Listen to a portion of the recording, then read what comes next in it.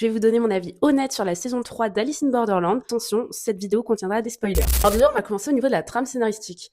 Moi, j'ai pas compris l'obsession soudaine de Banda pour Alice. Je peux comprendre le fait que du coup, il ait compris que c'était l'un des joueurs clés qui avait permis de débloquer son statut de citoyen, comme il l'explique à la fin. Ça, ok, j'ai compris. Mais pour moi, son obsession, elle vient de nulle part. Il était censé être intelligent. Au final, son intelligence, à part son petit plan pour amener Usagi dans le Borderland, on ne la voit pas.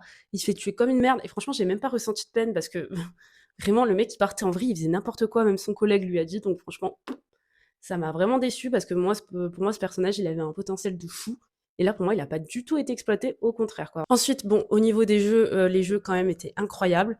Genre les flèches, le train, ça apparaissait dans le manga et ça n'avait pas pu être retranscrit dans la saison 1 et 2, donc je suis contente qu'ils aient trouvé un moyen de le remettre quand même en live action dans la saison 3. Les personnages, on va pas se mentir, la plupart, pour moi, ils ne valent absolument pas ceux de la saison 1 et 2 en termes d'écriture, en termes de profondeur, de capacité de survie, d'intelligence. Enfin, la plupart ne sont pas intelligents. Je pense que l'un des seuls nouveaux personnages, attention, qu'on peut qualifier de réellement intelligent, qui réfléchit, qui a de la stratégie, c'est Rei. Et d'ailleurs, c'est la seule que j'aime vraiment dans les nouveaux personnages. Genre celle qui réfléchit de fou, etc., qui a le plus de chances de capacité de survie, du coup, c'est elle. Les autres, ils sont inutiles s'ils sont pas entourés.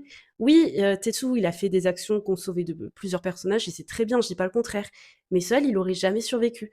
Qu'alors, dans la saison 1 et 2, on a plein de personnages qui sont capables de solo des games. Et là, c'est vraiment pas le cas. Donc, bon, c'est un peu décevant, mais je peux comprendre, ils étaient censés faire qu'une saison et ok, mais du coup, ça rend quand même le truc un peu dommage. Et après, parlons de Ryuji. Alors franchement, au début, j'étais en mode incroyable, le nouveau personnage et tout.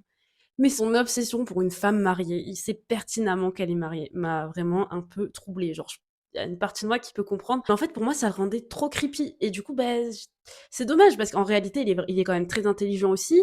Franchement, malgré son handicap sur la Tokyo Tower, franchement, je pense que même moi qui n'ai pas handicapé des jambes, j'aurais pas fait comme lui. Son obsession pour vouloir voler Usagi et Alice, ça le rend chiant. Et c'est dommage parce que s'il n'y avait pas eu ça, ça aurait pu être un personnage incroyable. Surtout qu'on en parle que Anne, qui n'a même pas fait partie des jeux, au final, elle a été là pendant tout le long vu qu'elle a surveillé Alice.